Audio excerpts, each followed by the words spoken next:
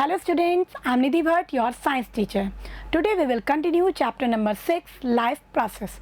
In previous video we had completed topic of mechanism of respiration, and today we will start part number 7, transportation in human being. So let's start. So students, first we will discuss what is transportation, or we can say circulation. So student, circulation एक ऐसा process है जो body में different material को एक part से दूसरे part तक ट्रांसपोर्ट करता है. मीन्स जैसे कि हमने रेस्पिरेशन में देखा कि हम ऑक्सीजन को इनहेल करते हैं और वो रेस्पिरेटरी ट्रैक्ट के थ्रू हमारे लंग्स में एल्वियोलाई में फिल हो जाती है. अब एल्वियोलाई से इस ऑक्सीजन को बॉडी की ईच एंड एवरी सेल तक ट्रांसपोर्ट करना होगा. ओके स्टूडेंट, इसी तरह हमने डाइजेशन में देखा कि जो फूड है वो कम्प्लीटली हमारे स्मॉल इंटेस्टाइन में डाइजेस्ट हो गया. उसके बाद उस डाइजेस्टेड फूड को भी उस स्मॉल इंटेस्टाइन से बॉडी की सभी सेल्स तक हमें पहुंचाना होगा. इसी तरह बॉडी में वेस्ट मटेरियल, हार्मोन्स, इन सभी चीज़ों का ट्रांसपोर्टेशन, सर्कुलेशन ज़रूरी होता है. और उसके लिए हमारी बॉडी में एक कंप्लीट सिस्टम होता है, that is called circulation, circulatory system, और we can say transport system. तो देखेंगे students, the process of transporting the absorb food, water, waste products, oxygen, carbon dioxide, hormones etcetera from one place to another place in body is called circulation. इसी process को हम क्या कहते हैं student? Circulation कहते हैं. ओके स्टूडेंट, अब ये जो सर्कुलेशन है ये भी डिफरेंट टाइप्स का होता है. तो देखेंगे students, two types of circulation. First is open circulatory system.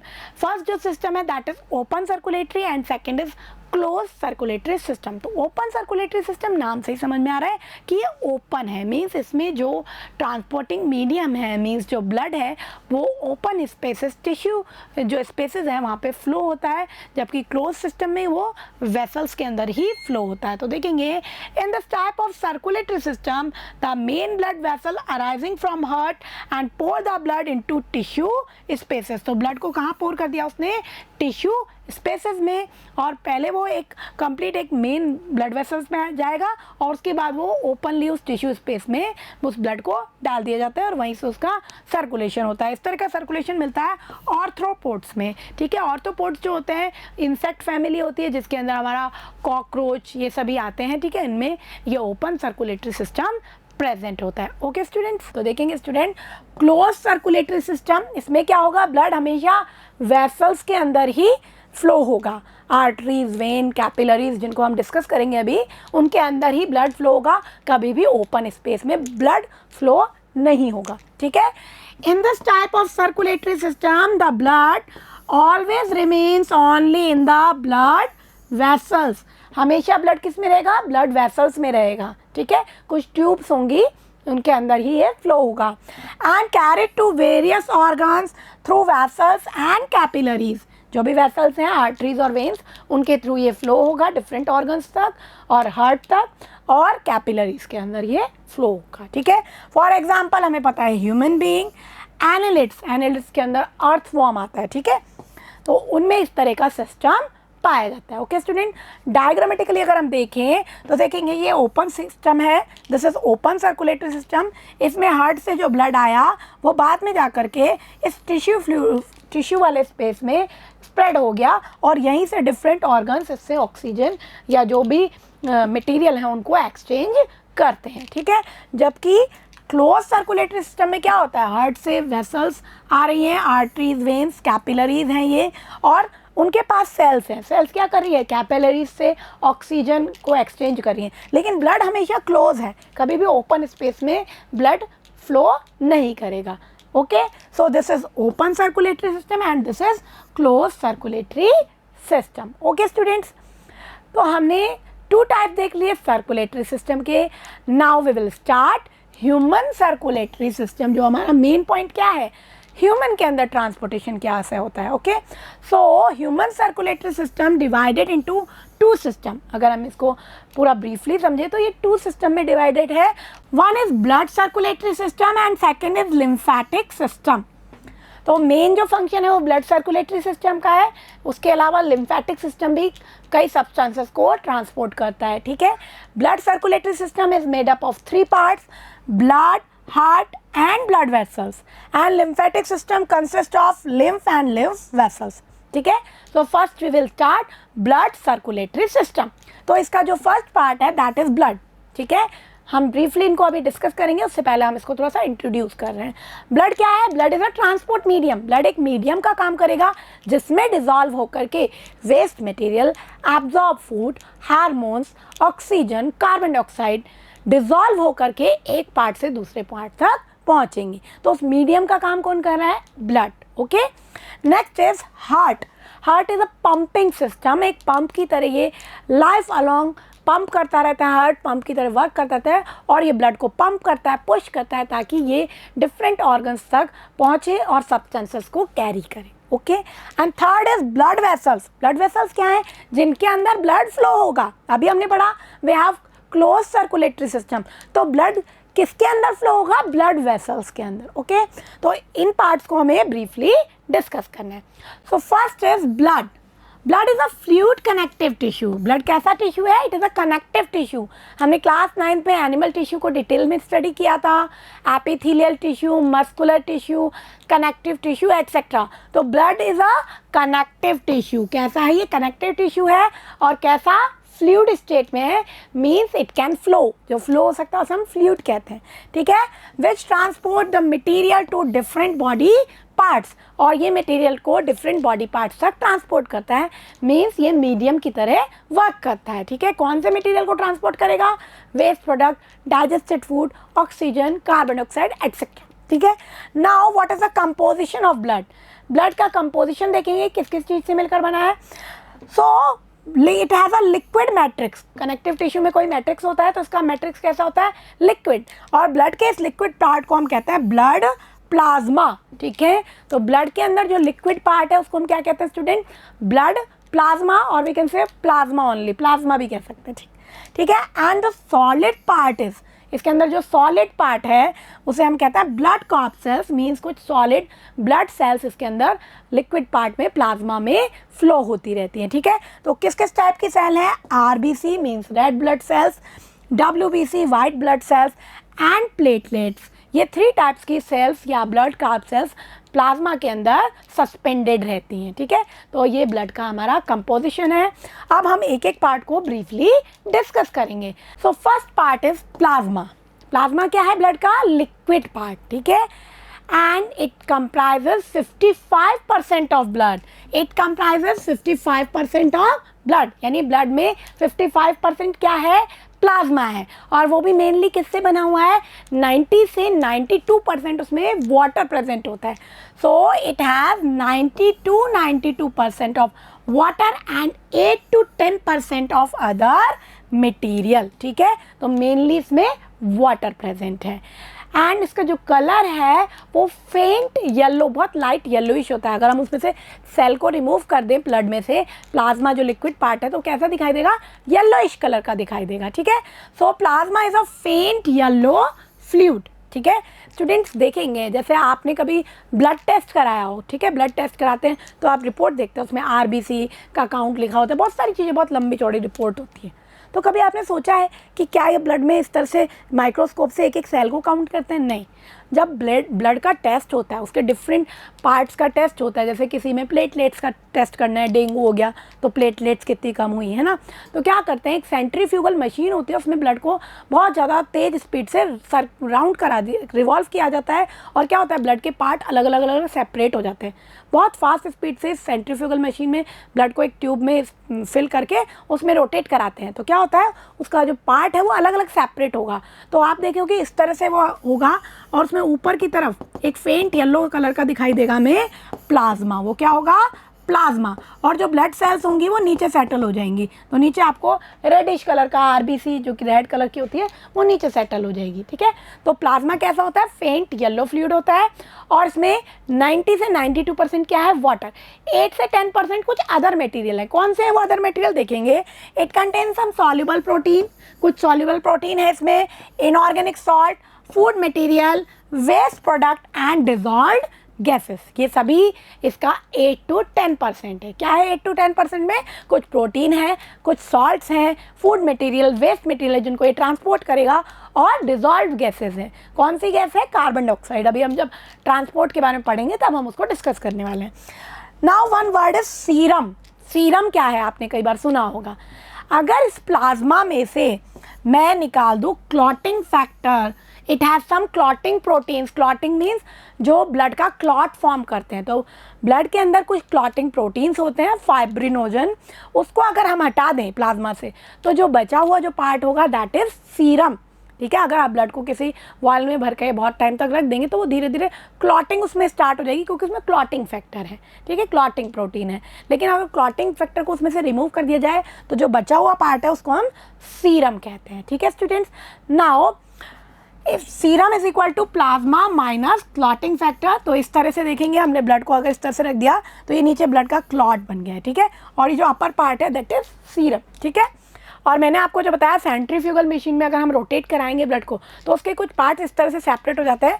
ये प्लाज्मा है जो फेंट येलो कलर का है, इसमें ये वाला जो लेयर है ये WBC और प्लेटलेट्स की है जो लाइट ब्लूइश कलर की है, और RBC सबसे नीचे सेटल्ड हो जाती है। ठीक है, तो इस तरह से हमारा ब्लड के डिफरेंट पार्ट्स हमें दिखाई देते हैं। ठीक है, now the next thing is blood corpuscles. हमने प्लाज्मा को पढ़ लिया जो लिक्विड पार्ट था, 55% बना रहा था।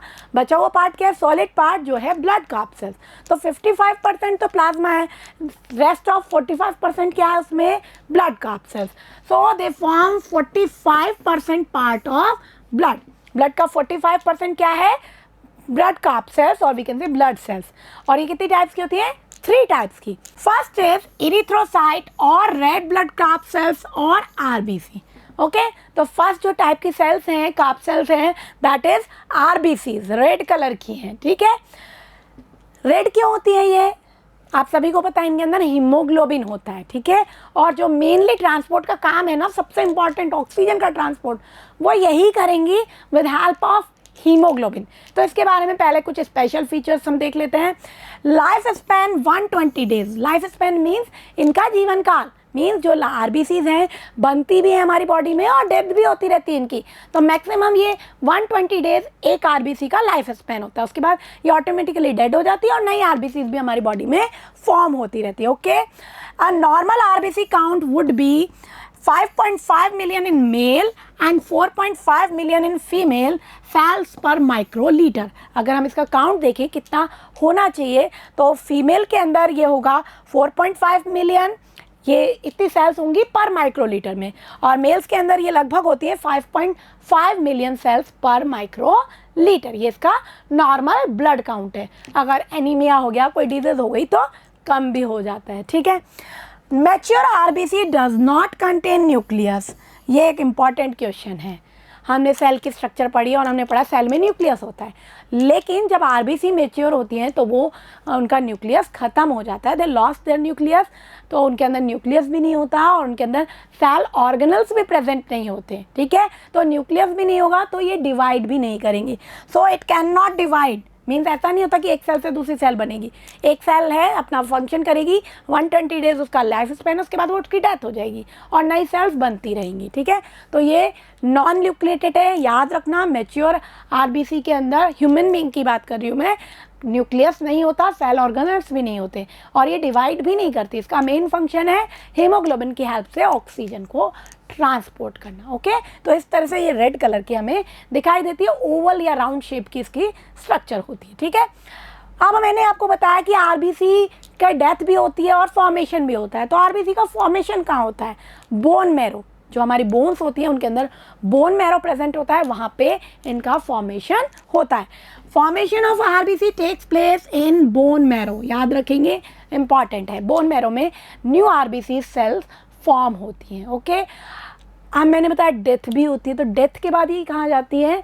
स्प्लीन ऑर्गन जो है वो स्प्लीन है, उसके अंदर जो RBCs है वो डेड सेल्स हैं वो डिपॉजिट होती हैं। ठीक है, तो वो इसका क्या है? It is graveyard of RBC।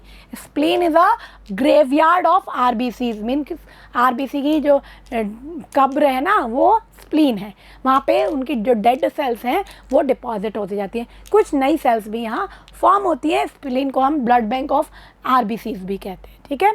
तो नॉलेज पॉइंट ऑफ व्यू से आपको ये भी जानना ज़रूरी है। It has a respiratory pigment that is haemoglobin. सबसे इम्पॉर्टेंट इसका फंक्शन, इसके अंदर क्या है? हीमोग्लोबिन। हीमोग्लोबिन क्या है? हमारा रेस्पिरेटरी पिगमेंट। मैंने आपको रेस्पिरेशन में भी बताया था, ठीक है। तो ह्यूमन बीइंग के अंदर रेस्पिरेटरी पिगमेंट कौन है? हीमोग्लोबिन, ठीक है। यहाँ पे हीम जो है, हीम इज अ पिगमेंट जो इसको डार्क रेड कलर देता है, ठीक है। और globin is a protein. Globin क्या है? प्रोटीन है। हीमोग्लोबिन क्या करेगा? ऑक्सीजन को बाइंड करेगा और ट्रांसपोर्ट करेगा, ठीक है। तो इसकी ऑक्सीजन की टुवर्ड्स बहुत ज़्यादा एफिशिएंसी होती है बाइंडिंग की। And one haemoglobin can bind approximate 4 oxygen molecule. Hemoglobin bind oxygen and transport it in whole body. One hemoglobin can bind with 4 oxygen molecule. तो 1 hemoglobin कितने ऑक्सीजन को बाइंड करेगा? अप्रॉक्सीमेट 4 मॉलिक्यूल को bind करेगा, ठीक है। तो इसका जो मेन फंक्शन है वो यही है कि ये ऑक्सीजन को ट्रांसपोर्ट करती रहेगी अपनी लाइफ अलोंग, ठीक है। कहाँ फॉर्मेशन होगा? बोन मैरो में। ग्रेवयार्ड कौन है? Spleen, okay student. Life span 120 days. Function क्या है इनका? ऑक्सीजन को कैरी करना with the help of haemoglobin, okay. Now the next is leucocyte और WBC। इसको हम ल्यूकोसाइट भी कहते हैं। ल्यूकोसाइट या मैं कहूँ वाइट ब्लड सेल्स या मैं कहूँ WBC, ठीक है, एक ही मतलब है। इनका जो लाइफ स्पैन है अबाउट 14 डेज, कुछ घंटों से लेकर मैक्सिमम 14 डेज तक का हो सकता है, ठीक है। डिफरेंट का अलग अलग होगा, ठीक है। इनका जो फंक्शन है, इनका जो मेन फंक्शन है वो क्या है? हमारी बॉडी में बाहर से कोई भी एक्सटर्नल फॉरेन सेल मटेरियल जो भी हमको इफ़ेक्ट करने आ रहा है उसको ये डाइजेस्ट कर देंगी या ख़त्म कर देंगी और हमें उससे प्रोटेक्ट करेंगी, ठीक है। यानी जो भी जर्म्स, बैक्टीरिया, वायरस आपकी बॉडी में आते हैं उनसे ये फाइट करती हैं। मीन्स ये हमारा इम्यून सिस्टम बनाती हैं, ठीक है। They are nucleated. जैसे हमने अभी RBC में पढ़ा था उनमें न्यूक्लियस नहीं होता था, बट WBC के अंदर न्यूक्लियस होता है। और इनका फंक्शन क्या है? इट डाइजेस्ट फॉरेन पार्टिकल्स, जो भी बाहर से आ रहे हैं, जो हमारी बॉडी के लिए अननोन है। कोई भी बैक्टीरियल सेल है, कोई वायरस है, या कई बार कुछ पैथोजेंस हैं, जो भी हैं उनसे ये फाइट करती है, ठीक है। एंड डेड सेल्स, और जो भी डेड सेल होती है ना हमारी बॉडी में उसको भी ये खा लेती हैं या एक तरह से ख़त्म कर देती हैं, ठीक है। तो आपने कभी सोचा होगा बॉडी में, मैंने अभी बताया RBC की डेथ होती रहती है, ठीक है। तो वो डेथ RBC का हुआ क्या लास्ट पे? उनको WBC डाइजेस्ट कर देगी, ओके स्टूडेंट्स। और ये हमारा इम्यून सिस्टम बनाती है। तो जो भी कोई भी हमारी बॉडी में कोई वायरस, बैक्टीरिया या कोई भी पैथोजन आया, कोई भी हार्मफुल चीज़ आई, वो पहले WBC से फाइट करेगी और ये हमारा इम्यून सिस्टम बनाएगी। तो जितनी ज़्यादा WBC होंगी हमारा इम्यून सिस्टम स्ट्रॉन्ग होगा, ठीक है। आपके कई बार फीवर जो आ जाता है, तो एक्चुअली फीवर क्या होता है?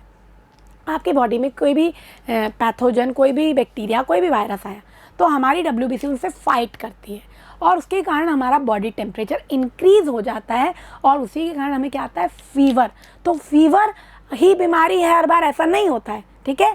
डिजीज़ का कारण कुछ और है, फीवर तो एक इन्फ्लामेशन का इफेक्ट है कि WBC जब उनसे फाइट कर रही है तो बॉडी का टेम्परेचर बढ़ गया है, इसी कारण हमें क्या आता है? फीवर आता है। जनरली फीवर हमें इसीलिए आता है, ठीक है।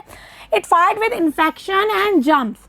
It has irregular shape. इनकी शेप इरेगुलर टाइप होती है, तो ये अपनी शेप थोड़ी चेंज भी कर सकती है। तो जहाँ पे भी इन्फेक्शन होता है वहाँ पे ये तुरंत ही जो सेल, जो वेसल है उसकी वॉल को पार करके वहाँ पे ये तुरंत ही पहुँच जाती है, okay students. A normal WBC count would be 800 to 11,000 cell per microlitre. About इतना इनका नॉर्मल काउंट होता है, ओके स्टूडेंट। तो ये हमारे इम्यून सिस्टम को बनाती है, ठीक है। Next is platelets and thrombocyte, ठीक है। ये भी बहुत इंपॉर्टेंट है, ठीक है।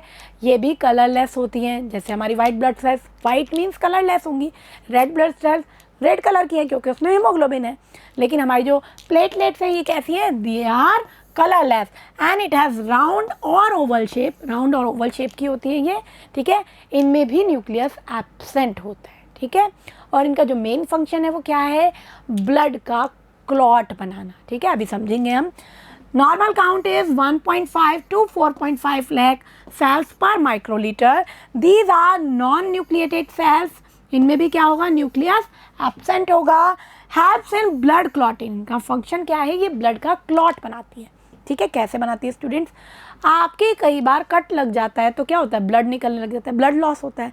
थोड़ी देर बाद देखते हैं आप ब्लड अपने आप स्टॉप हो गया और वहाँ पे एक छोटी छोटी सी एक पपड़ी टाइप से जम जाती है ना, वो क्या है, ब्लड क्लॉट. ठीक है, तो हमारी बॉडी में मेंटेनेंस का काम करती है कि ब्लड का वहाँ पे लीकेज जो है उसको स्टॉप कर देती है, उसे प्लग कर देती है बाय फॉर्मिंग ब्लड क्लॉट. उसके लिए क्या बनाती है, ब्लड क्लॉट बनाती है. ठीक है, तो ये इनका मेन फंक्शन है. इसके कारण हमारी जब भी कोई इंजरी होती है तो हमारे बॉडी से ज़्यादा ब्लड लॉस नहीं होता है. अगर कोई सीवियर इंजरी हुई, ज़्यादा ब्लड लीकेज हुआ तो वो थोड़ा टाइम लगेगा क्लॉटिंग होने में. अगर छोटा मोटा कुछ वाउंड हुआ है तो वो जल्दी ही स्टॉप हो जाएगा. ठीक है, तो ये हमारी बॉडी का इंटरनल मेंटेनेंस सिस्टम है. आप जो ट्रीटमेंट कर रहे हो उस पर आपने कोई फर्स्ट एड दिया, पट्टी बांधी, सब किया, वो तो ट्रीटमेंट हुआ. लेकिन हमारी बॉडी जो सेल्फ मेंटेनेंस कर रही है वो किसके थ्रू कर रही है, प्लेटलेट्स के through. Okay students, now blood clotting. हमने देखा कि प्लेटलेट्स का क्या फंक्शन है, ब्लड का क्लॉटिंग करना. ठीक है, अब ये ब्लड क्लॉटिंग होती कैसे है, उससे पहले एक चीज़ मैं और बताऊंगी स्टूडेंट. मैंने अभी आपको प्लेटलेट्स का नॉर्मल काउंट बनाया था, लेकिन जब डेंगू हो जाती है, डेंगू डिजीज़ में, डेंगू फीवर में प्लेटलेट्स का काउंट बहुत ज़्यादा डिक्रीज़ हो जाता है कई बार. ठीक है, तो डेंगू का जो वायरस है वो प्लेटलेट्स के काउंट को धीरे धीरे कम कर देता है.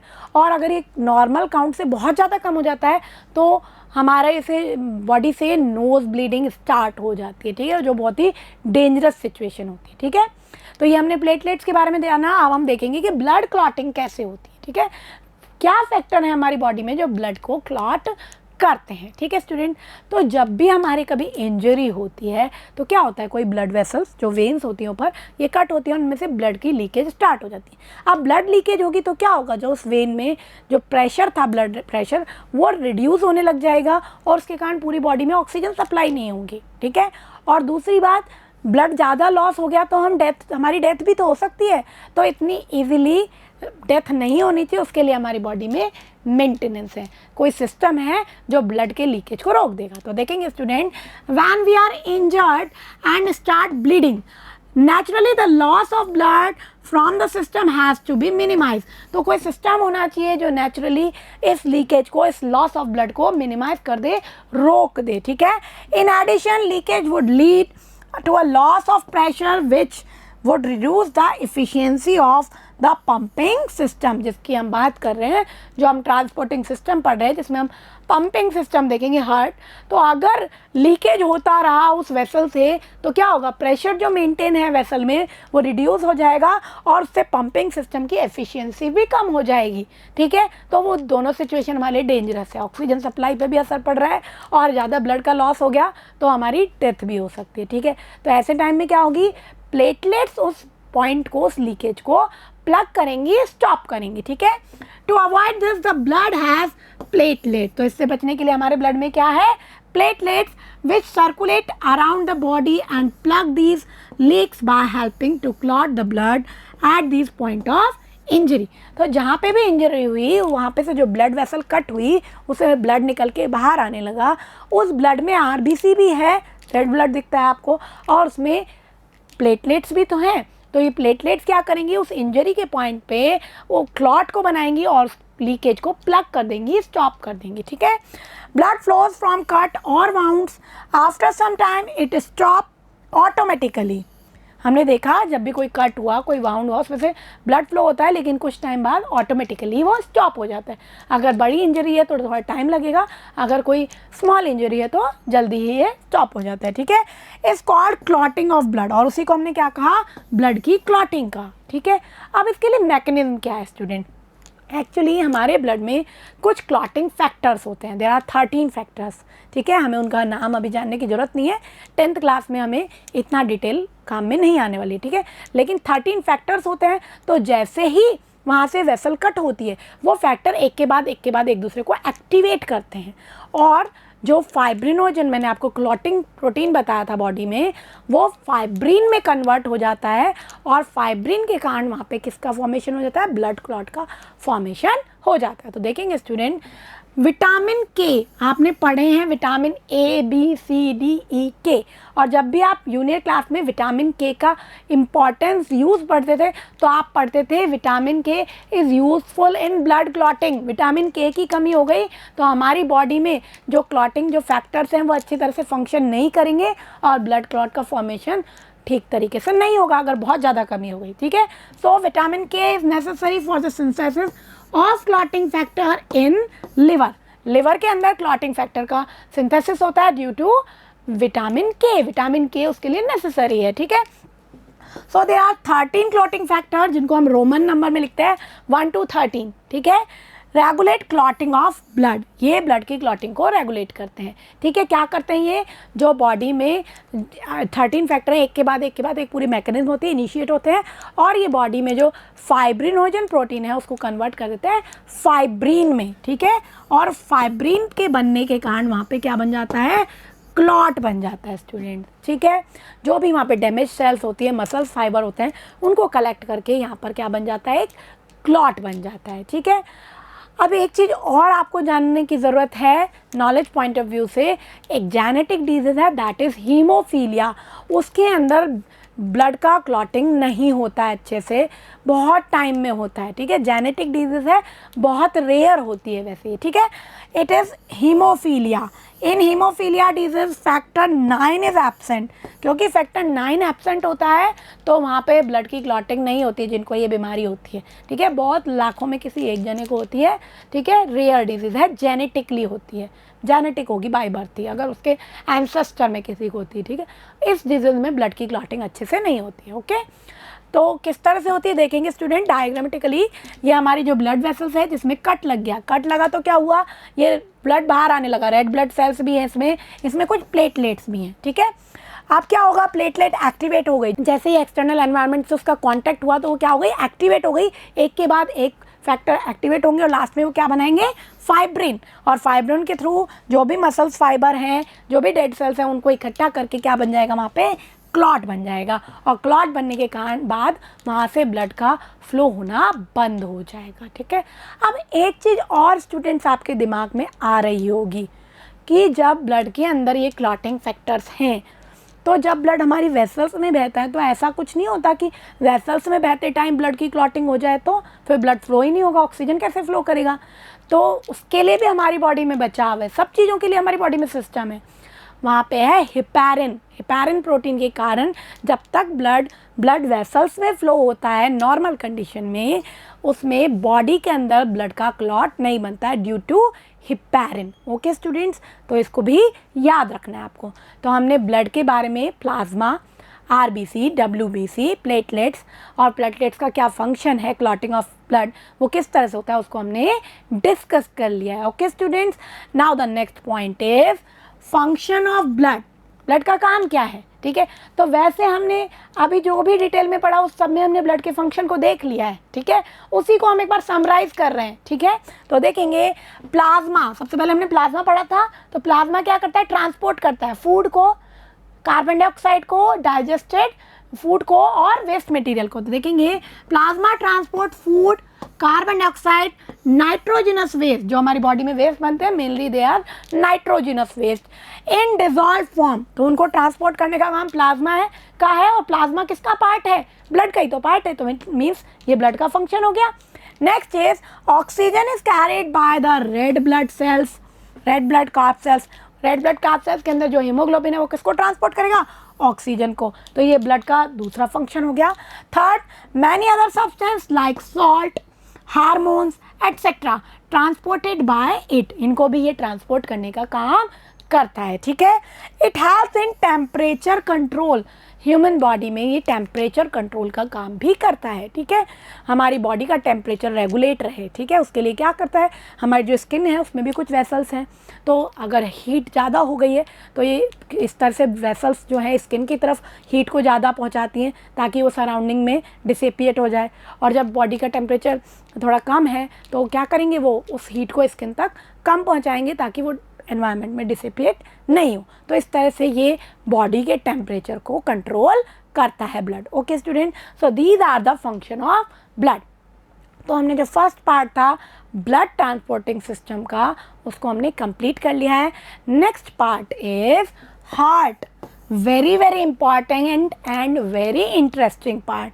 ठीक है, ये जो बायोलॉजी है ना स्टूडेंट्स, बहुत इंटरेस्टिंग है. इसको इंटरेस्ट लेके आप पढ़िए. ठीक है, अपनी ही बॉडी के बारे में हम जान रहे हैं. हमने ब्लड तो बहुत बार देखा है रेड, लेकिन उसमें क्या क्या होता है उसको आज हमने जाना. तो ऐसे ही हम हार्ट के बारे में जानेंगे. और हार्ट जो है मेन पंपिंग ऑर्गन है, हमारे बॉडी का सबसे इम्पॉर्टेंट ऑर्गन है. लाइफ अलॉन्ग ये हार्ट बीट करता रहता है, कभी भी रुकता नहीं है और हमको अलाइव रखता है. ठीक है, तो देखेंगे heart is a muscular organ, act as a pumping system. ये किसका काम कर रहा है? पंपिंग सिस्टम का काम कर रहा है. तो जो आप मूवीज़ में देखते हैं, स्टोरीज़ में पढ़ते हैं, हार्ट वो बिल्कुल भी नहीं है. ठीक है, जो भी इमोशंस होती हैं, हम सोचते हैं हार्ट है ना, हार्ट ब्रेक हो गया, तो हार्ट ब्रेक हो जाता तो आप अलाइव ही नहीं रहते. ठीक है, तो हार्ट में कोई इमोशन नहीं है. It is full of blood. इसमें सिर्फ ब्लड है, इमोशन कहाँ है? हमारे ब्रेन में है. ठीक है, उसको भी पढ़ेंगे हम. ठीक है, तो इंटरेस्ट लीजिए इसमें कि हार्ट कैसे पंप करता है ब्लड को और कैसे पूरी बॉडी में सर्कुलेट करता है. ठीक है, it is as big as our fist. हमारी ये जो मुट्ठी है ना, इससे थोड़ा सा लगभग इसी के बराबर का या थोड़ा बड़ा इससे इसका साइज होता है. ठीक है, कहाँ होता है ये? हमारी thoracic cavity means chest cavity में. हमने देखा था लंग्स के, दोनों लंग्स के मिड में. ठीक है, और ये थोड़ा सा लेफ्ट की तरफ शिफ्ट होता है. पूरी तरह लेफ्ट में नहीं होता, सिर्फ थोड़ा सा लेफ्ट की तरफ ये टिल्टेड होता है. ओके, तो देखेंगे it present in thoracic cavity और we can say chest cavity between two lungs tilted towards left. Okay students, now heart is enclosed in pericardial sac. Heart जो कि मैंने बताया एक बहुत इंपॉर्टेंट ऑर्गन है, तो उसका प्रोटेक्शन, इसकी सेफ्टी भी ज़रूरी है. तो ये एक सैक लाइक स्ट्रक्चर में होता है जिसे हम पेरिकार्डियल सैक कहते हैं. Heart is enclosed by pericardial sac. Okay, तो इस तरह की मेम्ब्रेन लाइक स्ट्रक्चर होती है जिसके अंदर ये होता है. ठीक है, और हमने देखा दोनों लंग्स के बीच में है ये, और लंग्स के और हार्ट को कवर करने के लिए हमारे पास क्या है? रिब केज है. हमने रेस्पिरेशन में पढ़ा था. तो ये सब क्या कर रहे हैं? इसको प्रोटेक्शन दे रहे हैं कि आपके सीधे चेस्ट कैविटी के पास अगर कोई इंजरी होती है तो सीधे हार्ट और लंग्स को डैमेज नहीं कर सकती. उसके ऊपर बोनी स्ट्रक्चर है. फिर उसके बाद भी लंग्स के अंदर हमने देखा था प्लूरल मेम्ब्रेन थी. ऐसी हार्ट भी किसके अंदर है? पेरिकार्डियल सैक के अंदर है, जिसके अंदर एक फ्लूइड भी फिल है. A fluid is filled in pericardial sac is called pericardial fluid. तो कोई भी इंजरी होगी, कोई भी शॉक होगा, उससे पहले तो रिब केज है बचाने के लिए. ठीक है, और फिर अगर और भी तेज चोट लगी और अंदर तक असर हुआ तो पेरिकार्डियल जो सैक है, पेरिकार्डियल जो फ्लूइड है, वो इंजरी से, शॉक से उस हार्ट को बचाएगा. ठीक है, तो उसको प्रोटेक्ट करेगा. ठीक है, it protect heart from injury and shock. Okay students, तो इसके लिए हमारे हार्ट पे पेरिकार्डियल मेम्ब्रेन्स होती है. ठीक है, नाउ हार्ट वॉल. हार्ट की जो वॉल होती है, it made by 3 layers. Okay, the heart wall is divided into 3 layers: epicardium, myocardium and endocardium. Okay student, तो ये 3 लेयर्स हैं जो हार्ट की वॉल को बनाती हैं. ठीक है, तो ये भी हार्ट को फर्दर प्रोटेक्शन देने का काम करती है. मसल्स की बनी हुई ये वॉल होती है. ओके, नाउ जो ह्यूमन हार्ट की मैं बात कर रही हूँ, क्योंकि हम ह्यूमन सर्कुलेटरी सिस्टम पढ़ रहे हैं. So the human heart is divided into 4 chambers. Upper 2 chambers are called atrium or auricle and lower 2 part are called ventricles. Okay student, तो इस तरह से हमारा हार्ट का ये डायग्राम होता है. ठीक है, इसमें 4 चैम्बर्स है. अगर मैं इस तरह से करी हूँ, ये मेरा लेफ्ट पार्ट है और ये वाला मेरा राइट पार्ट है. ठीक है, तो यहाँ पे जो अपर पार्ट होगा वो होगा लेफ्ट ऑट्रियम और नीचे वाला पार्ट होगा लेफ्ट वेंट्रिकल. ठीक है, तो देखेंगे this is left atrium, auricle भी कह सकते हैं, और this is left ventricle. Right side में देखेंगे स्टूडेंट, ये वाला जो पार्ट है it is right atrium and जो लोअर पार्ट है that is right ventricle. Okay students, अब ये जो हमारा हार्ट है इसका लेफ्ट पार्ट और राइट पार्ट अलग अलग है. लेफ्ट पार्ट के अंदर ऑक्सीजनेटेड ब्लड फ्लो होता है. जब हम मैकेनिज्म देखेंगे तब हम ब्रीफली इसको डिस्कस करेंगे. और जो राइट पार्ट है उसमें deoxygenated means carbon dioxide rich blood present होता है. ठीक है, और ये कभी भी हार्ट में मिक्स नहीं होते. ठीक है, इसके लिए हमारे जो लेफ्ट और राइट रीजन है उसके बीच में एक मस्कुलर वॉल है, दैट इज सेप्टम. उसको हम क्या कहते हैं? सेप्टम. ओके स्टूडेंट्स, अब कुछ और टर्म्स को हम पहले डिफाइन करेंगे, फिर जब हम इसको डिटेल में स्टडी करेंगे तो उन टर्म्स को हम देखेंगे। तो देखेंगे स्टूडेंट्स, ये जो लेफ्ट ऑट्रियम है, इससे जब ब्लड लेफ्ट वेंट्रिकल में जाएगा तो यहाँ पर एक वॉल्व प्रेजेंट होता है। ठीक है, यहाँ पे क्या होता है, एक वॉल्व प्रेजेंट होता है, एक स्ट्रक्चर होता है जो क्लोज और ओपन हो सकता है ताकि वो रेगुलेट करेगा कि ब्लड का एक ही डायरेक्शन में फ्लो हो। ठीक है, तो लेफ्ट ऑट्रियम और लेफ्ट वेंट्रिकल के बीच में जो वॉल्व होता है दैट इज बाइकस्पिड वॉल्व। कौन सा वॉल्व है, बाइकस्पिड, और उसको हम माइट्रल वॉल्व भी कहते हैं। ओके स्टूडेंट्स, आप देखेंगे राइट साइड में, राइट ऑट्रियम और राइट वेंट्रिकल के बीच में भी यहाँ पर एक वॉल्व है जिसको हम कहते हैं ट्राइकस्पिड वॉल्व। क्या कहते हैं इसे हम, ट्राइकस्पिड वॉल्व। ओके स्टूडेंट्स, तो दोनों ऑट्रियम और वेंट्रिकल को सेपरेट करने के लिए लेफ्ट में जो वॉल्व है दैट इज बाइकस्पिड वॉल्व और जो राइट में जो वॉल्व है दैट इज ट्राइकस्पिड वॉल्व। ठीक है, इसी तरह से जब ब्लड लेफ्ट ऑट्रियम से लेफ्ट वेंट्रिकल में जाएगा और उसके बाद में ये बॉडी की सबसे बड़ी आर्टरी अओर्टा में जाएगा। ठीक है, ये अओर्टा लेफ्ट वेंट्रिकल से ऑरिजिनेट हो रही है। अब आपको ये ऊपर की तरफ दिख रही है तो ऐसा नहीं है कि इसमें से निकल रही है, ये इस तरह से पीछे की तरफ से बैक साइड से होती हुई निकल रही है अओर्टा। ये क्या है, हमारी बॉडी की सबसे बिग आर्टरी है। ठीक है, जो ऑक्सीजनेटेड ब्लड लेके जाएगी और पूरी बॉडी में सप्लाई करेगी। ठीक है, कहाँ से ऑरिजिनेट होती है, ये लेफ्ट वेंट्रिकल से। तो लेफ्ट वेंट्रिकल से जब अओर्टा में ब्लड जाता है तो यहाँ पर भी एक वॉल्व प्रेजेंट होता है that is aortic semilunar valve. ठीक है, अभी हम इसको डिटेल में डिस्कस भी करेंगे आगे। ठीक है, इसी तरह से इसको देखेंगे, ये जो हमारा राइट ऑट्रियम है, ठीक है, राइट ऑट्रियम के अंदर आपको ये दो वेन आती हुई दिखाई दे रही है ये। ठीक है, ये क्या करेंगी, पूरी बॉडी से जो भी कार्बन डाइऑक्साइड वाला ब्लड है उसको कलेक्ट करके राइट ऑट्रियम के अंदर लाएंगी। ठीक है, और इनका नाम है वेना कावा। ठीक है, क्या नाम है, वेना कावा। तो टू वेना कावा होती है, सुपीरियर और इन्फीरियर।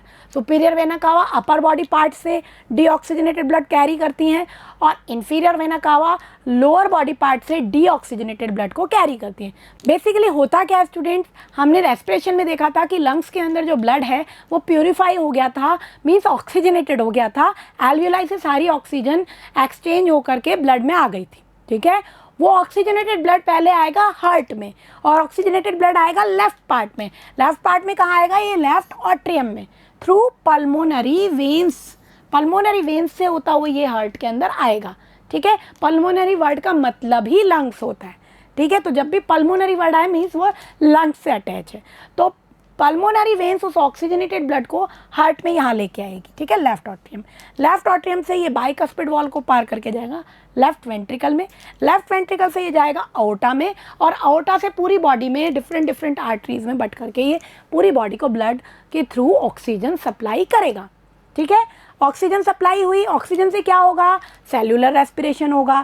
सेल्स ऑक्सीजन लेंगी और ऑक्सीजन से ग्लूकोज को डिकम्पोज करके ब्रेक डाउन करके कार्बन डाइऑक्साइड फॉर्म करेगी। उस कार्बन डाइऑक्साइड को भी बॉडी से बाहर निकालना है, तो उस कार्बन डाइऑक्साइड को भी ब्लड में वेन्स के थ्रू कैरी करते हुए हर ऑर्गन से वेन्स ब्लड को कैरी करके लाएंगी, carbon dioxide rich blood, deoxygenated blood, और वो वेन्स जाकर के एक बड़ी वेन में खुलेंगी दैट इज वेना कावा। ठीक है, तो इन्फीरियर वेना कावा और सुपीरियर वेना कावा, दो वेना कावा होती है। Superior vena cava upper body part से लेके आती है ब्लड और inferior vena cava lower body part से ब्लड लेके आएंगी और डीऑक्सीजनेटेड ब्लड को कहाँ डाल देंगे, हमारे राइट ऑट्रियम में। ठीक है, राइट ऑट्रियम से ये राइट वेंट्रिकल में जाएगा।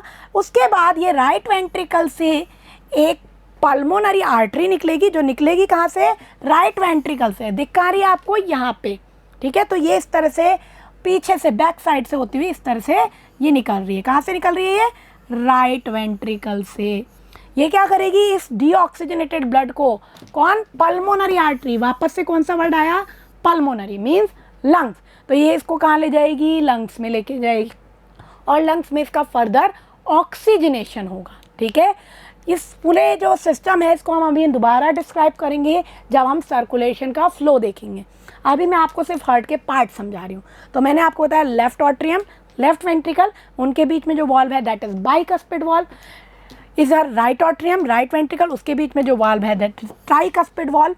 इसी तरह लेफ्ट वेंट्रिकल और अओर्टा के बीच में वाल्व है अओर्टिक सेमील्यूनर वाल्व, ठीक है। सेमील्यूनर, semi means half, lunar means चंद्रमा, तो हाफ मून शेप का ये वाल्व होता है, ठीक है।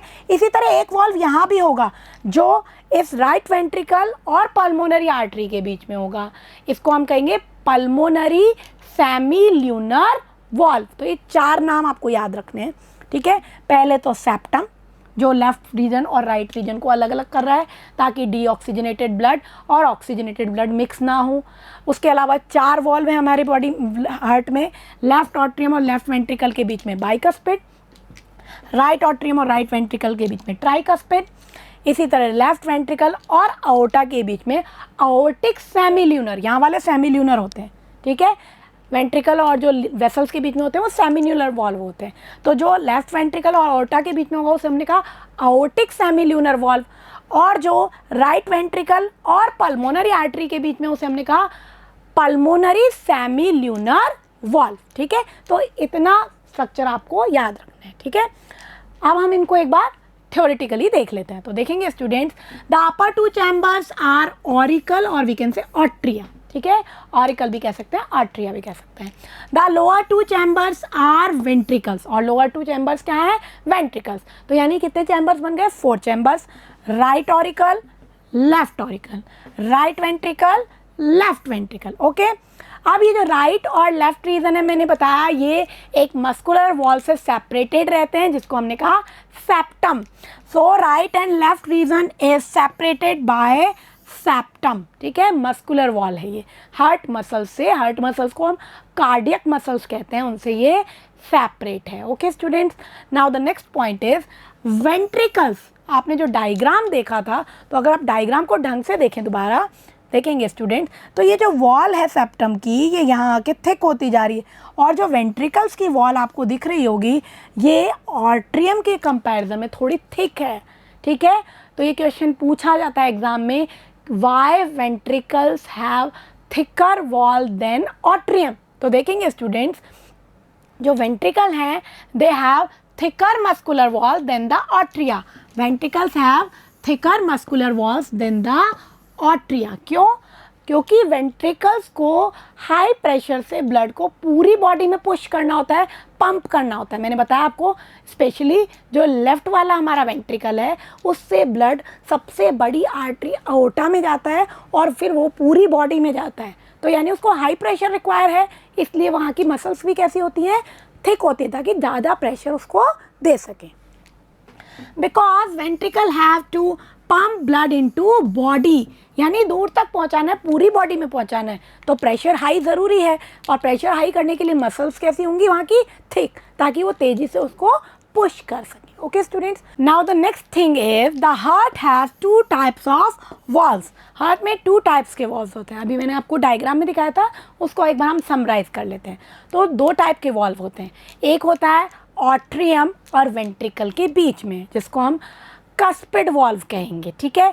तो लेफ्ट वाले में था बाइकस्पिड और राइट वाले में था ट्राइकस्पिड, ठीक है। तो देखेंगे students, that keep the blood flowing in the correct direction. क्यों होते हैं ये वॉल्व? ताकि ब्लड एक ही डायरेक्शन में फ्लो हो, करेक्ट डायरेक्शन में फ्लो, बैकवर्ड फ्लोइंग ब्लड की नहीं हो। तो जैसे ही ऑट्रियम से वेंट्रिकल में ब्लड गया वो क्लोज हो गया, वो वापस से वेंट्रिकल से ऑट्रियम में नहीं आएगा, पीछे की तरफ नहीं जाएगा, ठीक है। तो कौन कौन से वॉल्व होते हैं? The valve between atria and ventricles are called atrioventricular valve और कस्पिड वॉल्व। तो जो ऑट्रिया और वेंट्रिकल के बीच में जो वॉल्व होता है उसे हम ऑट्रियोवेंट्रिकुलर वॉल्व या कस्पिड वॉल्व कहते हैं, ठीक है। अब ये कस्पिड वॉल्व भी 2 होंगे, लेफ्ट में अलग, राइट में अलग, ठीक है। Valve present between right atrium and ventricle is tricuspid valve. तो जो राइट साइड में है उसको हम क्या कहते हैं? ट्राइकस्पिड, ठीक है। And valve present between left atrium and ventricle is bicuspid और माइट्रल वॉल्व। इसको हम या तो बाइकस्पिड या माइट्रल वॉल्व कहेंगे, ठीक है। तो ये वॉल्व के नेम इंपॉर्टेंट है स्टूडेंट, इनको याद रखना है आपको। नेक्स्ट जो हमारे वॉल्स हैं वो है हमारे वेंट्रिकल्स और उनसे निकलने वाली वेसल्स के बीच में। तो देखेंगे student, the wall present between ventricles and large vessels, जो बड़ी वेसल्स निकल रही हैं, लेफ्ट से अओर्टा निकल रही है और राइट वाले वेंट्रिकल से कौन निकल रही है, पल्मोनरी आर्टरी निकल रही है, ठीक है। Originate from it are called semilunar valve. तो ये सेमील्यूनर वॉल्व है, एक सेमील्यूनर वॉल्व लेफ्ट वाले वेंट्रिकल में है और एक राइट वाले वेंट्रिकल में। तो देखेंगे valve present between right ventricle and pulmonary artery is pulmonary सेमील्यूनर valve, क्योंकि पल्मोनरी आर्टरी निकल रही है तो उसी से जुड़ा हुआ उसका नाम है पल्मोनरी सेमील्यूनर वॉल्व। वॉल्व और भी प्रेजेंट होते हैं, आप ये 4 नाम ही याद रख लें तो 10th के हिसाब से आपके लिए सफिशिएंट है। Okay students, next is valve present between left ventricle and aorta is aortic semilunar valve. Left ventricle जो प्योर ब्लड को लेके जाएगा, ऑक्सीजनेटेड ब्लड को ले जाएगा, ठीक है। तो लेफ्ट वेंट्रिकल और अओर्टा के बीच में जो वॉल्व है उसमें क्या है, अओर्टिक सेमील्यूनर वॉल्व। ओके स्टूडेंट्स, अब एक चीज़ को स्टूडेंट समझना है, जब हार्ट का हमें पता है ये पंपिंग का काम करता है, मींस पंप सिस्टम की तरह वर्क करता है। इसकी जो मसल्स हैं कॉन्ट्रैक्ट और रिलैक्स होंगी और इसके जो चैम्बर्स हैं बारी बारी से कॉन्ट्रैक्ट होंगे, रिलैक्स होंगे।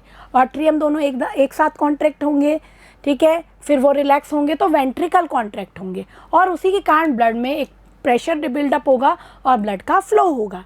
तो इसके लिए हार्ट की मसल्स को कैसे कॉन्ट्रैक्ट और रिलैक्स होना है उसके लिए एक इनिशिएशन के लिए एक नोड होती है राइट ऑट्रियम में, जो उसको इनिशिएट करती है हार्ट मसल्स को टाइम टू टाइम कॉन्ट्रैक्ट और रिलैक्स करने के लिए।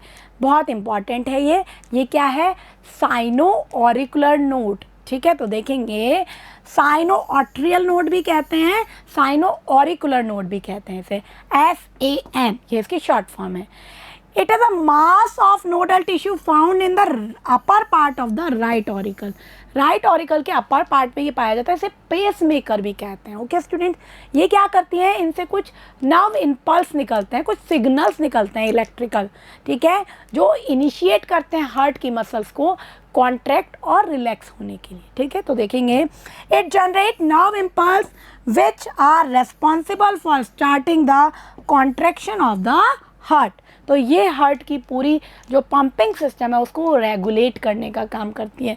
कौन, SAN, sino atrial node. Okay student, तो ये हमने हार्ट के चैम्बर्स देखे, वॉल्व देखे और उसको कॉन्ट्रैक्ट और रिलैक्स करने के लिए कौन इनिशिएट कर रहा है, साइनो ऑरिकुलर नोड, उसके बारे में हमने देखा। Okay student, now next point is blood vessels. हमने ब्लड पढ़ लिया, हमने हार्ट पढ़ लिया, बहुत इंपॉर्टेंट और बहुत सारी चीज़ें हमने उसके बारे में देख ली। अब हमें देखना है कि ब्लड को पंप तो हार्ट में ने कर दिया, लेकिन वो ब्लड किसके अंदर होकर फ्लो होगा, कुछ ट्यूब्स हैं जो क्या कहलाती है, ब्लड वेसल्स। ओके स्टूडेंट्स, तो देखेंगे students, in human 3 types of blood vessels are present. Human के अंदर कितने टाइप की ब्लड वेसल्स होती है, 3 टाइप्स की, आर्टरीज, वेन्स एंड कैपिलरीज, ठीक है। तो इनको ढंग से देखेंगे स्टूडेंट। आर्टरीज, अभी मैंने आपको अओर्टा बताई थी जो सबसे बड़ी आर्टरी थी जो हार्ट से निकल रही थी, ठीक है। इसी तरह मैंने आपको पल्मोनरी आर्टरी बताई थी जो हमारे राइट वाले वेंट्रिकल से निकल रही थी, ठीक है। इसी तरह से बॉडी में वेन्स भी हैं, ठीक है। तो डिफरेंस क्या है, मेन डिफरेंस क्या है, जो हार्ट से ऑरिजिनेट होगी और बॉडी पार्ट्स तक ब्लड को कैरी करेगी, हार्ट से ब्लड को बॉडी पार्ट्स तक लेके जाएगी, वो आर्टरी होती है। ओके स्टूडेंट्स, और जो बॉडी पार्ट से ब्लड को कलेक्ट करके हार्ट में लाएगी वो होगी वेन, ठीक है। तो ये बेसिकली मेन डिफरेंस है इसके बीच में। आर्टरी ब्लड को कैरी करेगी हार्ट से डिफरेंट बॉडी पार्ट्स तक और वेन्स ब्लड को कैरी करेगी डिफरेंट बॉडी पार्ट से हार्ट तक, ठीक है स्टूडेंट्स। हम इनको डिफरेंस बाद में देखेंगे, इनके मेनली इनका जो डेफिनेशन है वो यही है। थर्ड जो वेसल है दैट इज कैपिलरी। कैपिलरी क्या है, आर्टरी और वेन के बीच का जंक्शन, ठीक है। आर्टरीज से जब ब्लड बिल्कुल सेल्स के पास तक पहुंच जाता है तो आर्टरीज छोटी छोटी बहुत पतली फाइन ट्यूब्स में डिवाइडेड हो जाती है जो होती है कैपिलरीज, जिनकी वॉल बहुत पतली होती है और उन थिन वॉल से ऑक्सीजन डिफ्यूज़न होकर के सेल में चली जाती है, कार्बन डाइऑक्साइड कैपिलरीज में आ जाती है। फिर ये जो डीऑक्सीजनेटेड ब्लड है ये कैपिलरीज से होता हुआ मिक्स हो जाता है वेन में। यानी आर्टरी और वेन को जोड़ने का काम किसने किया, कैपिलरी में, ठीक है। ऐसा नहीं आर्टरी से सीधे वेन में चला गया ब्लड, किसके थ्रू जाएगा, कैपिलरीज, और जब वो कैपिलरीज में जाएगा तभी वो उसमें से ऑक्सीजन और कार्बन डाइऑक्साइड का डिफ्यूज़न या गैस एक्सचेंज सेल्स से हो जाएगा। तो देखेंगे स्टूडेंट्स, first is artery, the vessel which carry blood from heart to various organ of the body, उनको हम क्या कहेंगे, arteries, okay. Now the next is vein, they collect the blood from different parts of body to heart, ये क्या करेंगी, veins different body part से blood को carry करेंगी और कहाँ ले आएंगी, हार्ट के अंदर ले आएंगी। तो आपको जो अपर पार्ट में अपने दिखती है ना बॉडी में, दीज आर वेन्स, वो वेन्स है। जो आर्टरी होती है वो बहुत डीप में होती है, क्यों होती है अभी मैं आपको बताऊंगी जब मैं इनका डिफरेंस आपको बताने वाली हूँ, ठीक है।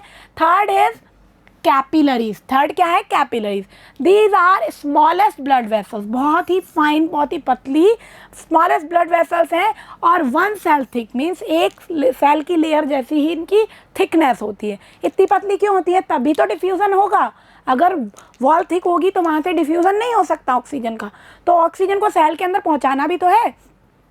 It is connection between arteries और वेन्स, ठीक है। तो इस तरह से है, देखेंगे स्टूडेंट, हार्ट से कौन आ रही है, आर्टरी, फ्रॉम हार्ट कौन आ रही है, आर्टरी, रेड कलर की दिखाई है क्योंकि आर्टरी जनरली एक्सेप्शन है एक, उसके अलावा बाकी जो आर्टरी है ऑक्सीजनेटेड ब्लड को ही कैरी करती है, तो ऑक्सीजनेटेड ब्लड आपको हमेशा रेड दिखाया जाएगा, ठीक है। तो ऑक्सीजनेटेड ब्लड को ये कैरी कर रही है, ये ला रही है, ठीक है। अब ये बड़ी आर्टरी है, सबसे बड़ी वाली, ठीक है, ये डिवाइड हो गई, अलग अलग ऑर्गन में अलग अलग आर्टरी जाएगी ब्लड सप्लाई करने के लिए, ऑक्सीजन सप्लाई करने के लिए। अब ये किस में बढ़ गई, कैपिलरीज में, ये क्या है हमारी कैपिलरीज, कैपिलरीज के पास यहाँ पे सेल्स होंगी, तो कैपिलरीज बहुत पतली हैं, तो क्या होगा, इस ब्लड में ऑक्सीजन है, ये ऑक्सीजन कहाँ गई, सेल में, ऑक्सीजन कहाँ गई, सेल में, सेल ने क्या किया, सेल्यूलर रेस्पिरेशन, क्या बनाई, कार्बन डाइऑक्साइड, कार्बन डाइऑक्साइड कहाँ गई, ब्लड में, और वो ब्लड कहाँ गया, अब वेन्स में, कैसा हो गया, वो डीऑक्सीजनेटेड, चाहे मैं डीऑक्सीजनेटेड बोलूँ या मैं इम्प्योर ब्लड बोलूँ या मैं कार्बन डाइऑक्साइड रिच ब्लड बोलूँ, एक ही बात है, ठीक है। तो क्या हुआ, यहाँ से डिफ्यूज़न हुआ, कार्बन डाइऑक्साइड रिलीज हुई, कार्बन डाइऑक्साइड कहाँ गई, कैपिलरीज के अंदर, ठीक है, और कैपिलरीज आके जाके किस में जुड़ गई, वेन में, और वेन इस डीऑक्सीजनेटेड ब्लड को कहाँ ले जाएगा, हार्ट में लेके जाएगा, ठीक है। तो इस तरह का पूरा सिस्टम इनसे बनता है, okay student. Now the next point is difference between arteries and veins, बहुत इंपॉर्टेंट है ये। तो डिफरेंस देखेंगे स्टूडेंट्स, अभी हमने आर्टरीज और वेन को पढ़ लिया है, डिफरेंस देखेंगे अब उसमें हम। फर्स्ट डिफरेंस इज, मैंने आपको बताया आर्टरी हमेशा ऑक्सीजनेटेड ब्लड को कैरी करती है, ठीक है, इसमें एक एक्सेप्शन है, पल्मोनरी आर्टरी, ठीक है, बाकी सभी आर्टरी ऑक्सीजनेटेड ब्लड को कैरी करती हैं, but pulmonary artery deoxygenated blood और we can say carbon dioxide rich blood को कैरी करती है। तो देखेंगे, it carry oxygenated blood except one pulmonary artery, pulmonary artery के अलावा सभी जो आर्टरीज हैं वो ऑक्सीजनेटेड ब्लड को कैरी करेगी। पल्मोनरी कैसा कैरी करेगी, कार्बन डाइऑक्साइड रिच, ठीक है। तो अगर मैं आपको याद दिलाऊं, मैंने आपको 4 चैम्बर बताए थे, है ना, तो ये जो हमारा राइट वेंट्रिकल था, यहाँ से जो निकल रही थी पल्मोनरी आर्टरी, ठीक है, तो राइट साइड में कैसा ब्लड था, डीऑक्सीजनेटेड, वेना कावा लेके आई थी पहले यहाँ, ठीक है, फिर वो राइट वेंट्रिकल, तो यहाँ से डीऑक्सीजनेटेड ब्लड कहाँ गया, लंग्स में जाएगा ऑक्सीजनेशन के लिए, किसके थ्रू जाएगा, पल्मोनरी आर्टरी के थ्रू, ठीक है। तो पल्मोनरी आर्टरी क्या करेगी, डीऑक्सीजनेटेड ब्लड कैरी करेगी, बाकी सभी आर्टरी ऑक्सीजनेटेड ब्लड को कैरी करेगी, ठीक है। वेन्स में देखेंगे, it carry deoxygenated blood, veins कैसा ब्लड कैरी करेंगे, हमेशा डीऑक्सीजनेटेड, यहाँ भी एक्सेप्शन है, क्या है, पल्मोनरी वेन, ठीक है, जो पल्मोनरी वेन है वो ऑक्सीजनेटेड ब्लड को कैरी करेगी, ठीक है, कहाँ से आएगी, ये लंग्स से आएगी, पल्मोनरी मीन्स लंग्स, वेन मतलब बॉडी पार्ट से हार्ट में आने वाली, तो यानी लंग्स से हार्ट में आने वाली, जो मैंने आपको बताया था सबसे पहले अपने यहाँ पे, जो अपना जो लेफ्ट ऑट्रियम था, ठीक है, इसके अंदर वेन आ रही थी लंग्स से, है ना, कैसा ब्लड लेके आ रही थी, ऑक्सीजनेटेड ब्लड लेके आ रही थी लंग्स से, वो कौन सी हमारी पल्मोनरी वेन, ठीक है। बाकी सारी वेन्स क्या करेंगी, जो वेना कावा में मिलेंगी, वो सब कैसा ब्लड कैरी करेंगी, डीऑक्सीजनेटेड, ठीक है। पल्मोनरी वेन कैसा कैरी करेगी, ऑक्सीजनेटेड, इसको याद रखना है, पूरा सर्कुलेशन में ये चीज़ आएगी बार बार, ठीक है, तो इसको याद रखना है student. Next is, it carry blood from heart to different body parts, जो आर्टरी है मैंने आपको डेफिनेशन में भी बताया था, ये हमेशा हार्ट से डिफरेंट बॉडी पार्ट्स तक ब्लड को लेके जाती हैं। पहले अओर्टा निकलती है, सबसे मेन जो बिग होती है, वो डिफ्रेंशिएट होती है छोटी छोटी आर्टरीज में, तो हर ऑर्गन तक अलग अलग जाएगी, किडनी तक अलग, रीनल आर्टरी, अलग अलग ऑर्गन्स में अलग अलग आर्टरीज जाएंगी। लेकिन कहाँ लेके जाएंगी ब्लड को? हार्ट से ऑर्गन्स यानी बॉडी पार्ट्स तक, ठीक है। जबकि वेन क्या करेंगी? It carry blood from different body parts to heart, ये ब्लड को कैरी करेंगी डिफरेंट बॉडी पार्ट्स से हार्ट में। Okay students, now the next point is they are distributing vessels. Arteries क्या है? डिस्ट्रीब्यूटिंग वेसल्स हैं, क्योंकि मैंने बताया ब्लड को डिस्ट्रीब्यूट कर रही है सभी ऑर्गन्स में। अओर्टा डिवाइड हो गई सभी ऑर्गन्स में और सभी आर्टरीज में, और फिर वो सभी आर्टरीज अलग अलग ऑर्गन्स में जा रही हैं और ऑक्सीजन डिस्ट्रीब्यूट कर रही है। ब्लड के थ्रू क्या डिस्ट्रीब्यूट कर रही है? ऑक्सीजन। ब्लड तो वापस हार्ट में आ जाएगा, लेकिन उसमें से ऑक्सीजन सेल में चली जाएंगी, तो ये क्या है? डिस्ट्रीब्यूटिंग वेसल्स हैं। जबकि हमारी वेन्स कैसी हैं? कलेक्ट कर रही हैं, डीऑक्सीजनेटेड ब्लड को कलेक्ट कर रही हैं, so they are collecting vessels. ये कैसी हैं? कलेक्टिंग वेसल्स हैं, ठीक है। Now the next thing is walls are thick and elastic. Arteries की वॉल थिक और इलास्टिक होगी, ठीक है, यानी इलास्टिक होगी, थोड़ी सी स्प्रेड और वो हो सकती है ये, और थिक होगी, मोटी होगी, क्योंकि इनके अंदर प्रेशर बहुत ज़्यादा होता है, ठीक है। पूरी बॉडी में पंप करने के लिए लेफ्ट वेंट्रिकल, मैंने बताया था वेंट्रिकल की वॉल बहुत ज़्यादा मोटी होती है, थिक होती है, ताकि ज़्यादा प्रेशर हो। तो इनमें प्रेशर ज़्यादा होता है, उस प्रेशर को बेयर करने के लिए इनकी वॉल भी कैसी होंगी? थिक और elastic. While vein has thin wall, ठीक है, walls are thin and less elastic. तो वेन की वॉल्स कैसी होंगी? Thin and less elastic. Okay student, second point is arteries are deep seated, बहुत अंदर होती है बॉडी में, मैंने आपको बताया था, ठीक है। क्यों होती है अंदर? अब बताती हूँ मैं आपको। वेन्स हमें ऊपर से ही दिखाई दे जाती है, अगर आपकी स्किन थोड़ी पतली है तो आपको ब्लू ब्लू सी दिखाई देती है वेन्स, है ना, क्योंकि आर्टरीज के अंदर ब्लड प्रेशर बहुत ज़्यादा होता है। अगर आपके थोड़ा सा भी कट लग गया तो आर्टरीज अगर हमारी बॉडी में ऊपर होती तो वहाँ बहुत प्रेशर से ब्लड निकल जाता, ठीक है। जबकि वेन्स में ब्लड प्रेशर बहुत लो होता है, इसलिए वेन्स सुपरफिशियल होती है, arteries are deep seated. Arteries थोड़ी सी डीप में होती है बॉडी में, ठीक है। So veins are superficial. Blood pressure is high in arteries. Arteries के अंदर ब्लड प्रेशर बहुत हाई होता है, क्योंकि वेंट्रिकल्स उनको हाई प्रेशर से पुश करते हैं, ठीक है, तभी तो वो पूरी बॉडी में पहुंच पाएगा, ठीक है। While veins, in veins blood pressure is low, veins के अंदर ब्लड प्रेशर लो होता है। Okay students, now the next thing is walls are absent in arteries. Arteries के अंदर वॉल्स एब्सेंट होते हैं, ठीक है। हार्ट के वॉल्व तो हमने देख लिए, अब आर्टरीज में जब ब्लड बहता है तो वह वॉल्व की कोई ज़रूरत नहीं होती, क्योंकि इतने प्रेशर से ब्लड जाता है और जनरली हार्ट से डाउनवर्ड डायरेक्शन में जा रहा है, तो अपने आप जाएगा, ठीक है। लेकिन जब वेन्स होती है उनमें प्रेशर कम होता है, और जो वेन्स है लोअर बॉडी पार्ट से नीचे से ऊपर की तरफ ब्लड को कैरी करके ला रही, तो वो बैक फ्लो हो सकता है, क्योंकि उसमें प्रेशर भी कम है, ठीक है। तो क्या होगा, उसको बैक फ्लो होने से रोकने के लिए वेन्स के अंदर क्या होंगे? वॉल्व प्रेजेंट होंगे। So valves are present in veins. Okay student, these are the difference between arteries and veins. बहुत इंपॉर्टेंट है ये डिफरेंस, इनको अच्छे से लर्न करेंगे। Okay student, now the next thing is lymph. तो हमारा जो ब्लड सर्कुलेटरी सिस्टम था वो कंप्लीट हो गया। अब थोड़ा सा हमें लिम्फ के बारे में बात करनी है, क्योंकि क्वेश्चन पूछा जाता है कि लिम्फ क्या है। तो अगर मैं बिल्कुल सिंपल शब्दों में बताऊं व्हाट इज़ लिम्फ, तो लिम्फ क्या है स्टूडेंट्स? ब्लड में से आप आरबीसी और प्रोटीन थोड़ा सा कम कर दो, आरबीसी बिल्कुल हटा दो, फिल्टर करके आरबीसी अलग कर दी और प्रोटीन कम कर दिया, तो बचा हुआ जो पार्ट है वो लिम्फ है, ठीक है, जो कलरलेस है क्योंकि उसमें आरबीसी नहीं है। अब फिल्टर कौन करेगा? हमने अभी पढ़ा था ब्लड कहाँ आता है? आर्टरी से कैपिलरीज में, और कैपिलरीज की वॉल्व क्या होती है? बहुत थिन होती हैं। उन थिन वॉल्व से जो ब्लड है वो फिल्टर हो करके, उसमें से आरबीसी फिल्टर नहीं होती है, बाकी की जो चीज़ें हैं लेस अमाउंट में प्लाज्मा, कुछ थोड़ा प्रोटीन और अदर सेल्स जो कलरलेस फ्लूइड के फॉर्म में होती हैं, वो उससे बाहर निकल के फिल्टर हो करके टिश्यू, जो स्पेस होता है टिश्यू के बीच में, सेल के बीच में, वहाँ पे स्प्रेड आउट हो जाता है, उसी को हम लिम्फ कहते हैं। तो ये कैसा होता है? कलरलेस लिक्विड होता है, ठीक है। ये ब्लड से ही फॉर्म हुआ है और बाद में जाके ब्लड में ही मिक्स हो जाएगा, ठीक है। और ये भी कुछ मटेरियल्स को, कुछ सब्सटेंसेस को ट्रांसपोर्ट करने के काम आता है। तो देखेंगे student, when blood flows into thin capillaries, some amount of plasma filter out of thin capillaries, तो कुछ अमाउंट में प्लाज्मा फिल्टर होकर के थिन कैपिलरीज से बाहर आ जाता है और कहाँ फैल जाता है, टिश्यू के बीच में, सेल के बीच में जो स्पेस है वहाँ पे फैल जाता है, ठीक है।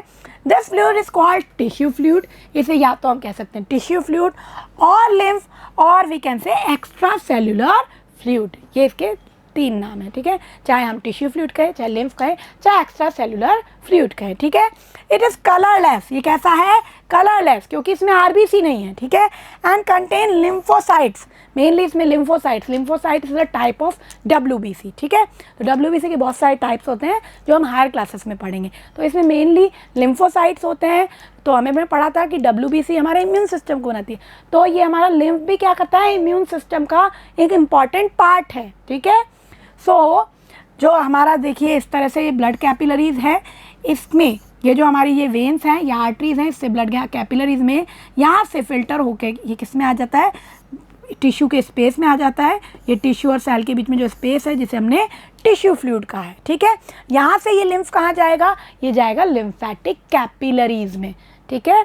तो जैसे कैपिलरीज होती है हमारी बॉडी में, ऐसे ही कुछ लिम्फेटिक कैपिलरीज भी होती हैं। तो ये ब्लड क्या करेगा, इससे फिल्टर होकर के आ गया, ये कुछ एब्जॉर्ब फूड को, फैट को, मेनली जो हमने फैट डाइजेस्ट की थी ना स्मॉल इंटेस्टाइन में, उनको ट्रांसपोर्ट करने का काम करेगा, और हमारे इम्यून सिस्टम को भी ये मेंटेन करता है, ठीक है। तो यहाँ से ये लिम्फ किस में जाएगा, लिम्फेटिक कैपिलरीज में। Then it goes into lymph vessels, और lymph vessels goes into veins, और वेन्स फिर कहाँ जाएंगी, हार्ट में। तो इस तरह से इनका भी एक सिस्टम चलता है। तो देखेंगे student, lymph does not contain RBC, मैंने बताया इसमें आरबीसी नहीं होती है, but contain less plasma protein, कुछ अमाउंट में प्रोटीन होता है, ठीक है। तो वो किस, जो हमारे ब्लड है उसके कंपैरेटिवली थोड़ा कम अमाउंट में होता है, ठीक है। Lymph flows only in one direction, जैसे ब्लड तो डबल डायरेक्शन में फ्लो हो रहा है, ठीक है, हार्ट से ऑर्गन्स में जा रहा है, ऑर्गन्स से फिर हार्ट में जा रहा है, लेकिन लिम्फ एक ही डायरेक्शन में फ्लो होगा, बॉडी पार्ट से या टिश्यू जो स्पेस है वहाँ से ये हार्ट में जाएगा, okay. That is from tissue to heart, tissue से कहाँ जाएगा, ये हार्ट में, ठीक है। कैसे जाएगा उसको देखने से पहले इसका वर्क देख लेते हैं हम। इट हेल्प्स इन ट्रांसपोर्टेशन, एक तो ये कुछ सब्सटेंसेस को ट्रांसपोर्ट करता है, मेनली डाइजेस्टेड फैट को, ठीक है। एंड डिस्ट्रॉइंग जर्म्स, और जर्म्स को डिस्ट्रॉय करने का, क्योंकि इसमें लिम्फोसाइट्स होती हैं, इसलिए इम्यून सिस्टम का भी ये फंक्शन करता है। अब इसका एक बार हम फ्लो चार्ट देखेंगे कि किस तरह से ये फ्लो होता है। तो देखेंगे स्टूडेंट्स, टिश्यू स्पेस में जो लिम्फ था ये सबसे पहले गया लिम्फेटिक कैपिलरीज में, ठीक है, जो छोटी छोटी फाइन कैपिलरीज होती हैं, कैपिलरीज में से ही तो फिल्टर होकर के ये बाहर आया, और फिर धीरे धीरे किस में चला गया, लिम्फेटिक कैपिलरीज में। लिम्फेटिक कैपिलरीज से ये जाएगा लिम्फेटिक वेसल्स में, थोड़ी बिग वेसल्स हैं, और ये लिम्फेटिक वेसल्स आगे जाकर के ज्वाइन हो जाएंगी वेन्स से, ठीक है। और सारी वेन्स कहाँ कलेक्ट होती है, वेना कावा, और वेना कावा ब्लड को कहाँ लेके आती है, हार्ट में। तो इस तरह से इसका टिश्यू से हार्ट की तरफ फ्लो होता है, ओके स्टूडेंट, एक ही डायरेक्शन में। तो ये बनता है हमारा लिम्फेटिक सिस्टम। सिर्फ आपको इतना सा याद रखना है कि ब्लड में से आरबीसी माइनस कर दो, कुछ प्रोटीन को कम कर दो, तो जो कलरलेस फ्लूइड बचेगा जो कि कैपिलरीज से फिल्टर होकर टिश्यू स्पेस में आ गया है, उसको हम टिश्यू फ्लूइड या लिम्फ कहते हैं।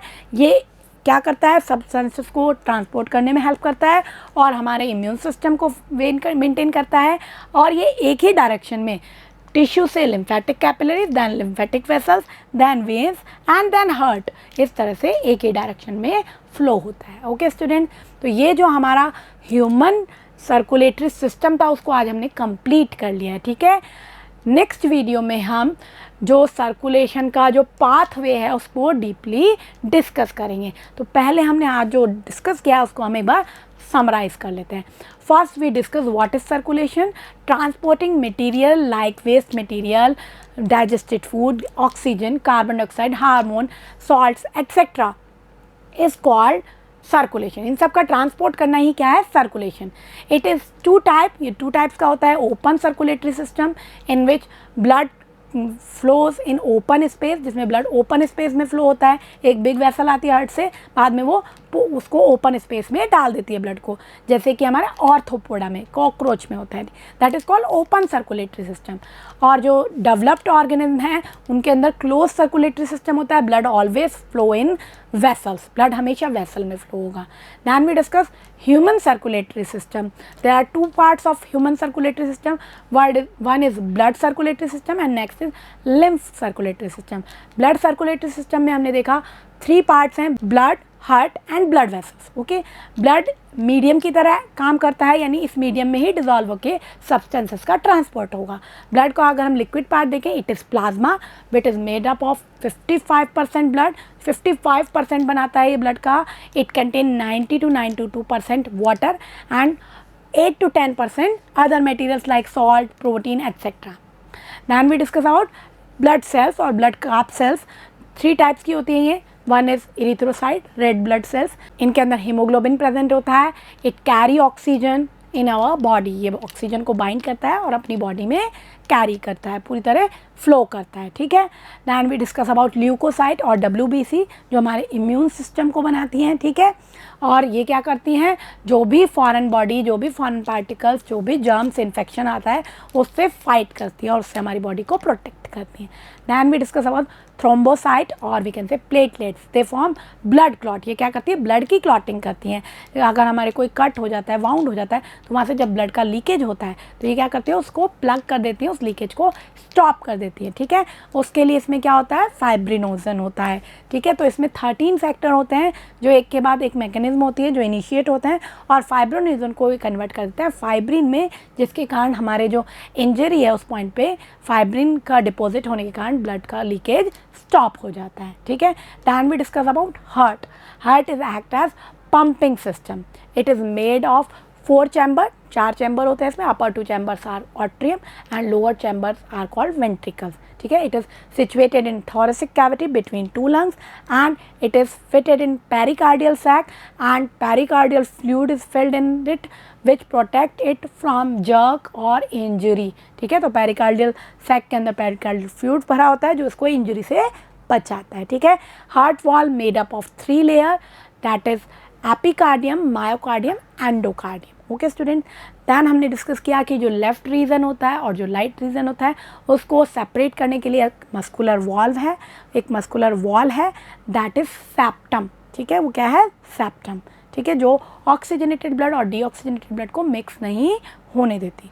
फिर हमने देखा हार्ट के अंदर कुछ वॉल्स हैं। ठीक है, लेफ्ट ऑट्रियम और लेफ्ट वेंट्रिकल के बीच में बाइकस्पिड वॉल्व प्रेजेंट होता है। इसी तरह राइट ऑट्रियम और राइट वेंट्रिकल के बीच में ट्राइकस्पिड वॉल्व प्रेजेंट होता है। ठीक है, वेंट्रिकल्स की जो वॉल होती है वो ऑट्रियम के कंपैरिजन में थिक होती है ताकि ब्लड को हाई प्रेशर से पंप किया जा सके। Okay student, then we discuss semilunar valve, जो लेफ्ट वेंट्रिकल और आउटा के बीच में, जो आउटा निकलेगी लेफ्ट वेंट्रिकल से, उसके बीच में जो वॉल्व है दैट इज आउटिक सेमील्यूनर वॉल्व।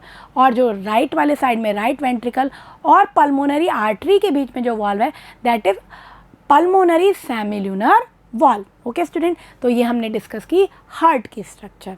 ठीक है, there is sino arterial node which initiate some impulse to starting contraction of heart muscle.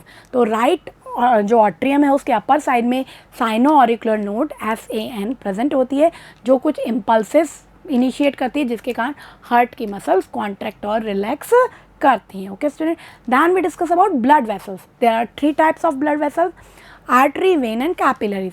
Arteries carries blood from heart to different body parts and vein carry blood from different body part to heart। और capillaries क्या है, उसका junction है और वो बहुत thin walled है जहाँ से गैसेज एक्सचेंज होता है। Okay student, then we discuss about lymph. Lymph क्या है, एक्स्ट्रा सेल्यूलर फ्लूइड है जो कैपिलरीज में से ही फिल्टर होकर के टिश्यू स्पेस में स्प्रेड हो जाता है। Okay student, it is colourless and it contain WBC, some protein, some plasma and it does not contain RBC और इसमें प्रोटीन भी कुछ कम होता है, इसलिए कैसा होता है, कलरलेस होता है। It transport material and maintain immune system, immune system को भी ये मेंटेन करता है। Lymph flow in only one direction, ये एक ही डायरेक्शन में फ्लो होता है। टिश्यू से ये जाएगा लिम्फेटिक कैपिलरीज में, then lymphatic vessels, then veins and then goes to heart. So ये सभी हमने आज डिस्कस कर लिया। Okay student, it is very interesting, इसको बहुत अच्छे से देखेंगे, बहुत अच्छे से लर्न करेंगे।